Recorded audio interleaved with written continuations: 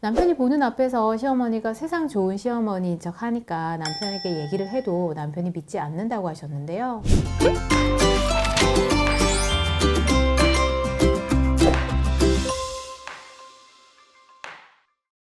안녕하세요. 굿로이어 이미숙 변호사입니다. 이번 주는 사연 읽어주는 변호사로 찾아왔습니다. 사연 읽어주는 변호사 코너에서는 사연을 보내주시면 제가 영상으로 답을 해드리고 있는데요. 아래 이메일 주소로 사연을 보내주시면 선정되신 분 사연에 대해서 영상으로 답해드리겠습니다. 오늘 사연 만나볼게요. 안녕하세요. 굿로이어 이미숙 변호사님. 저는 결혼한 지 11년 정도 된 6살 남자아이를 둔 여성입니다. 이혼이 고민되어 유튜브를 찾아보다가 변호사님을 알게 되었습니다. 제가 이혼을 생각하게 된 이유는 시어머니 때문입니다. 결혼하면서부터 꾸준히 시어머니의 구박이라고 할까요? 또 제 행동을 통제하려고도 하시고요. 예를 들면 제가 카톡 사진에 아이 사진을 올리면 바뀐 사진마다 상황이나 아이의 상태에 대해 지적을 하시고요. 혹 아이 사진이 마음에 안 들면 내리라고도 하십니다. 아무 때나 집에 오시는 건 물론 제 옷차림이나 반찬 가짓수, 아이 키우는 방법까지 관여하십니다.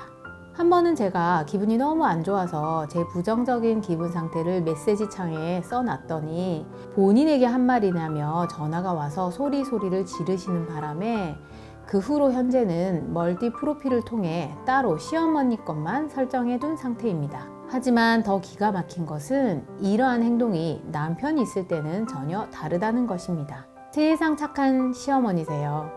저에게 맛있는 것도 챙겨주시고 예쁘다는 말도 하시고 우리 며느리가 최고라고 하십니다. 그래서 남편에게 불편한 얘기를 털어놓아도 남편은 믿지를 않습니다. 한 번은 남편이 넌지시 제 이야기를 시어머니께 전했다가 남편 출근 후 시댁으로 불려가서 엄청난 욕설과 막말을 듣고 그 후로는 남편에게 말하지 않고 있습니다. 변호사님, 저는 현재 이러한 시어머니의 갑질로 공황장애와 우울증까지 와서 4년 전부터 약도 먹고 있습니다. 더 이상 이렇게 살고 싶지 않습니다. 벗어나고 싶습니다. 시어머니 악행으로 이혼을 할 수 있을까요? 위자료도 받고 싶습니다.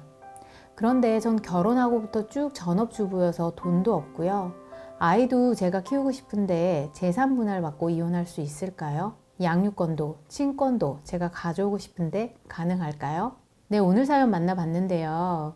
우선 저는 바로 이혼을 선택하시기보다는 먼저 시어머니와의 문제를 남편에게 진지하게 얘기하고 남편과 해결책을 찾아보시라고 말씀드리고 싶습니다. 남편이 보는 앞에서 시어머니가 세상 좋은 시어머니인 척 하니까 남편에게 얘기를 해도 남편이 믿지 않는다고 하셨는데요. 말로 설명을 했는데 남편이 안 믿으면 어쩔 수 없이 증거를 보여주셔야죠. 시어머니의 말을 녹음해서 남편에게 들려주세요. 남편도 자신의 어머니가 얼마나 심각한 수준의 폭언을 하는지 직접 들어야 상황이 얼마나 심각한지 알 수 있으니까요. 그리고 남편과 해결책을 먼저 상의하고 찾으려고 해보셔야 할 것 같아요. 예를 들어 시어머님과 가까이 사신다면 멀리 이사를 가셔서 만남의 횟수를 좀 줄이시고요. 앞으로는 시어머니의 문제를 남편에게 중간에서 적극적으로 중재를 해달라고 하시고요. 또 남편이 시어머니께 얘기를 했는데도 시어머니가 계속 며느리에게 연락하고 폭언을 한다고 하면 시어머니와의 교류나 연락을 최소화하거나 최소한의 도리만 하고 사실상 관계를 끊고 대신 남편이 부모님께 도리를 다하는 것으로 할 수밖에 없을 것 같습니다. 그런데 문제는 남편이 이 정도가 뭐가 문제냐, 네가 며느리면 이 정도는 참아야지, 이런 태도로 나온다고 하면 사실 그때는 이혼을 고민해 봐야 할 것 같습니다. 남편이 아내가 힘들어하는 것에 전혀 공감도 하지 않고 그냥 참으라는 입장이고 전혀 문제를 해결하거나 중재를 할 생각이 없다면 사실 시부모님과의 문제를 며느리 혼자 해결하기는 어렵습니다. 결국 그 고통이 도저히 인내할 수 없는 한계 오면 이혼을 할 수밖에 없겠죠. 그럼 이분의 질문에 대해서 답을 해드리겠습니다. 첫째, 시어머니의 이런 지나친 간섭, 폭언이 이혼 사유가 될까요? 이런 간섭과 폭언이 빈번하게 자주 이루어졌다. 그리고 남편에게 얘기하고 해결책을 찾으려고 노력을 했지만 남편이 전혀 공감도 하지 않고 해결책을 찾으려고 노력을 하지 않는다고 하면 이혼 사유가 될 수 있습니다.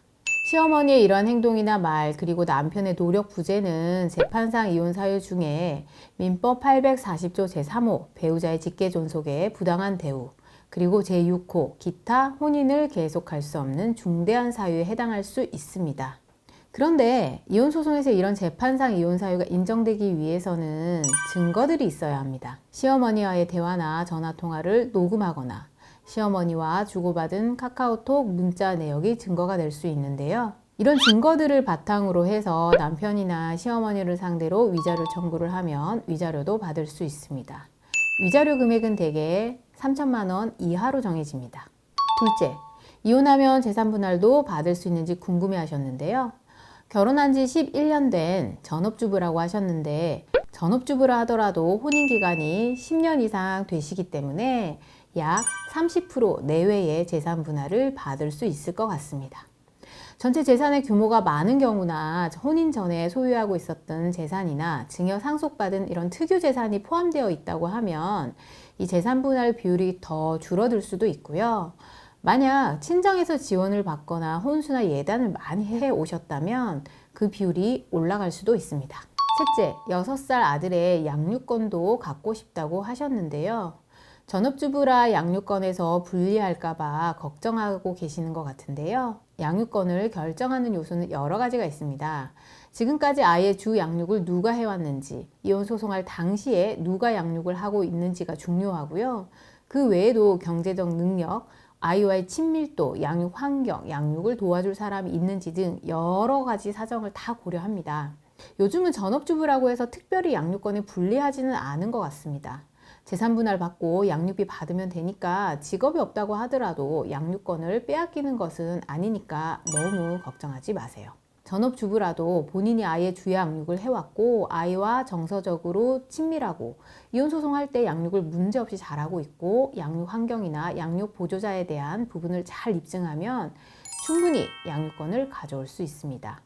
그리고 아이 양육권을 갖게 되면 당연히 양육비도 받을 수 있습니다. 오늘은 시어머니 부당한 대우로 이혼을 고민하시는 분의 사연을 만나봤는데요. 결혼 생활 중에 정말 많은 문제와 갈등이 생기는데요. 어떻게 해결해야 할지 잘 모르겠다 라고 고민 중이시면 아래 이메일로 사연 보내주시면 13년차 이혼 전문 변호사가 답을 해드리겠습니다. 오늘 영상 도움이 되셨다면 굿로이어 채널 구독, 좋아요, 알림 설정까지 부탁드려요.